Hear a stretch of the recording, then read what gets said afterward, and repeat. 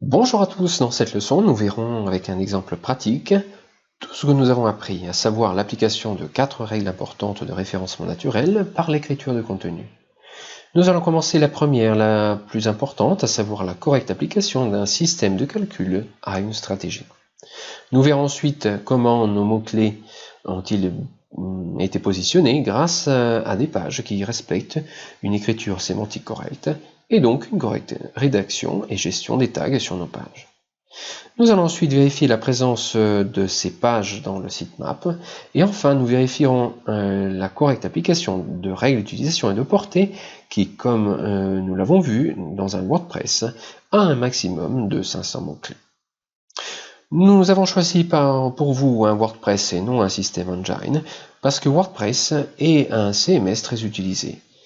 Et parmi les nombreux cas d'études possibles, nous avons choisi celui de localaromas.com parce qu'il est dans un secteur très concurrentiel, à savoir la vente en ligne de tours enogastronomiques en Italie et plus particulièrement dans sa capitale, Rome. J'en profite pour vous rappeler que la compétitivité d'un mot-clé n'est pas donnée par son trafic potentiel, mais par la présence de concurrents plus ou moins compétents pour les mêmes mots-clés. Vous constaterez que dans ce secteur, nous avons des concurrents très préparés. Qu'est-ce que cela signifie? Que pour la grande majorité des mots-clés que nous allons maintenant essayer ensemble, nous verrons que d'importants sites sont toujours présents dans les résultats de Google, tels que TripAdvisor, Booking, etc. Nous pouvons donc penser que ces grands sites sont loin d'être impréparés côté SEO et font sans doute appel à des agences SEO très compétentes. Pourtant, comme nous allons le voir, ce simple WordPress sera en mesure de rivaliser avec eux et au plus haut niveau. Passons maintenant dans une page de navigation anonyme pour être sûr que les mots-clés que nous essayons ne seront pas affectés par les cookies. Vous pouvez le faire vous aussi de votre ordinateur en suivant cette leçon. Essayons le premier mot-clé en faisant attention à se rappeler qu'il a été construit avec 3 champs différents, A, B, C, et avec 2 mots pour chacun d'entre eux.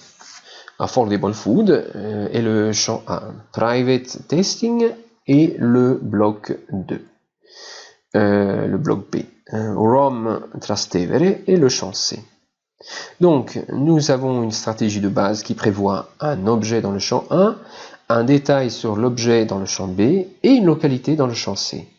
Si nous essayons de chercher ce mot-clé sur Google, nous obtiendrons ce résultat.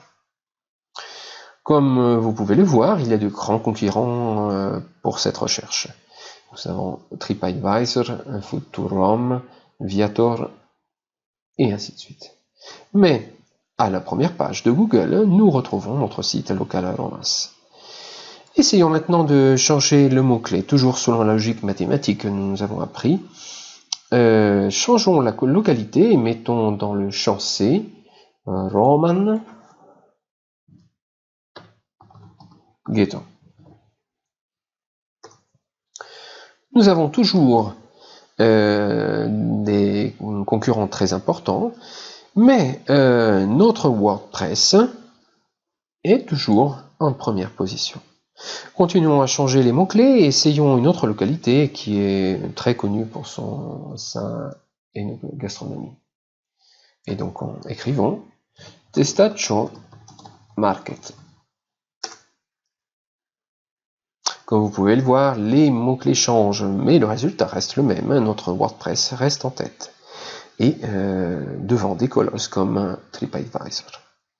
Nous avons fait des tests en changeant les mots-clés du champ A, du champ C. Essayons maintenant de changer les objets dans le champ A, en modifiant le type de dégustation et en écrivant par exemple Jewish Food.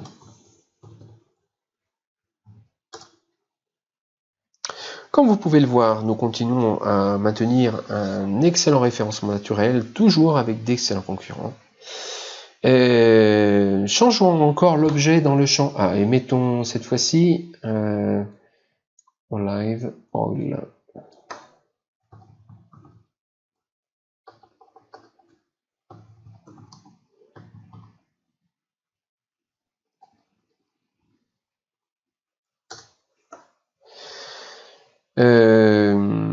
Nous obtenons toujours un très bon résultat pour notre site. Modifions maintenant les mots du champ B en mettant par exemple best testing.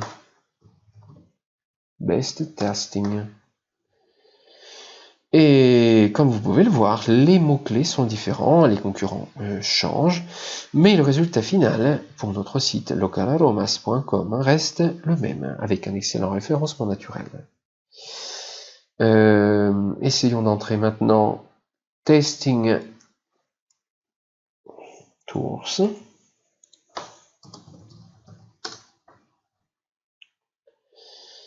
Et le résultat reste toujours le même, et ainsi de suite pour de nombreux mots-clés.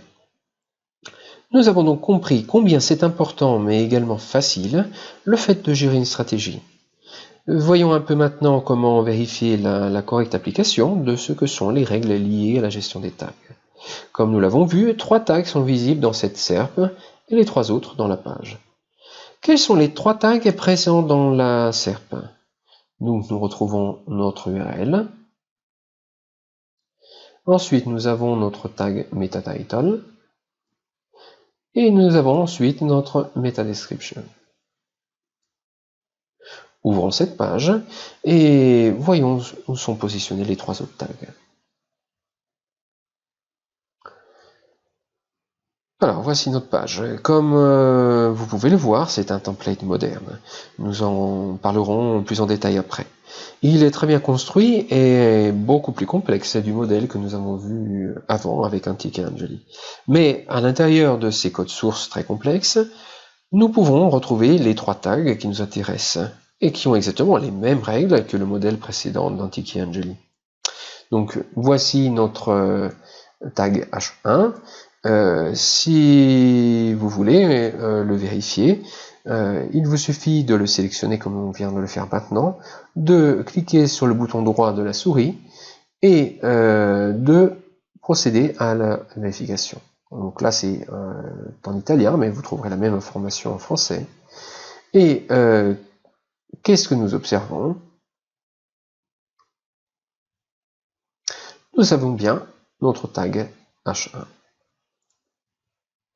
De la même manière, nous pouvons vérifier que ce texte est bien le tag paragraphe. Le tag paragraphe, nous le reconnaissons parce qu'il y a cette indication avec la lettre P. Donc effectivement, le texte que nous avons vu est bien notre tag paragraphe. Ce titre en revanche est certainement notre tag H2, vérifions.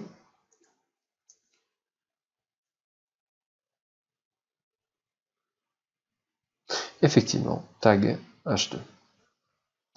Maintenant que nous avons vu comment le fait de disposer d'une stratégie aide à la construction des pages, qui, si elles sont bien gérées dans leur écriture, sont très stables d'un point de vue de référencement naturel. Donc, vérifions leur présence dans un sitemap. Donc, il vous suffira de retourner sur la home page et ajouter sitemap.xml.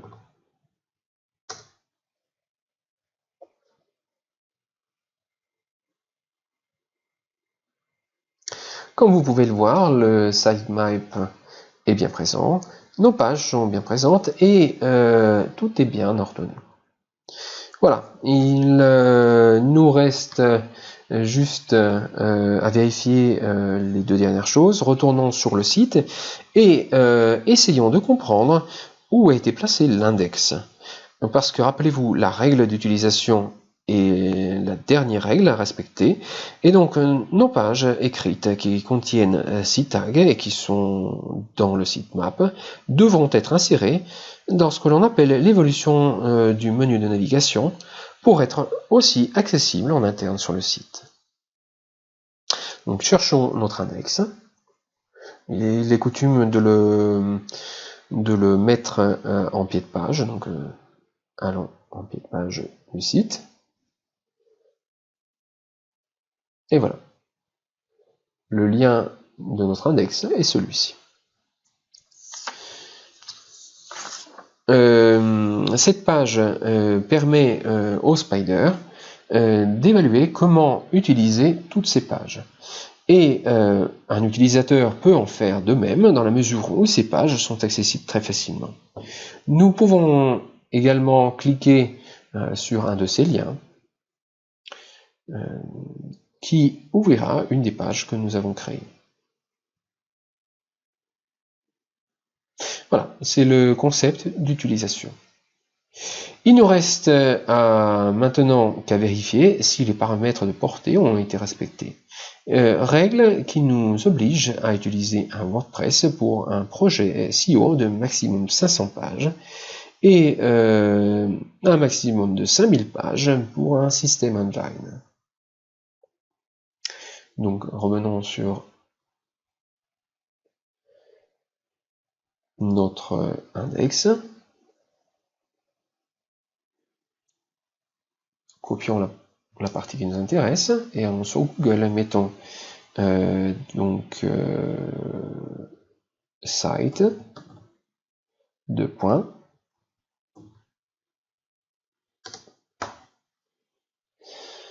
Alors, comme vous pouvez le voir, Google nous donne à peu près environ 500 résultats, ce qui correspond au nombre de mots-clés que nous avons utilisés pour ce projet SEO dans WordPress. Ces résultats nous sont donnés par Google de façon ordonnée. Si vous pouvez le voir, allons à la seconde page, et on peut voir très clairement comment la stratégie a été construite. Il suffit de lire quelques-uns de ces titres pour s'apercevoir comment nous avons déterminé cette stratégie. Voilà, nous avons vu dans cet exemple comment peut-on appliquer correctement les concepts de SEO moderne. Maintenant, nous allons voir un peu plus dans le détail comment faire. Et tout commence en effet à partir d'un template ou d'un modèle. Ce site, si nous le revoyons, est un CMS WordPress moderne. Il a beaucoup de fonctions et donc le code source par rapport à celui de Antichi-Angeli est beaucoup plus complexe. Mais ma page qui a été créée pour la gestion du SEO doit être bien écrite d'un point de vue code source, et donc la première capacité que nous devons apprendre est comment préparer un bon template. Et c'est sur ce point que nous commencerons la partie d'exercice pratique de ce cours. Une fois que vous aurez créé le modèle parfait, tout le reste sera vraiment très facile et rapide à faire, y compris si vous réalisez un projet SEO complexe comme celui que nous venons de voir. Si vous faites les choses comme il faut et respectez les différentes règles que nous avons appris dans ce cours, vous serez vous aussi en mesure, avec votre projet SEO, de vous positionner devant des colosses comme TripAdvisor. Et avec l'assistance de nos experts et l'utilisation de notre outil. Voilà, je vous remercie pour votre attention. Dans la prochaine leçon, nous découvrirons ce qu'est un template SEO et comment le créer à l'intérieur de notre WordPress. À très bientôt.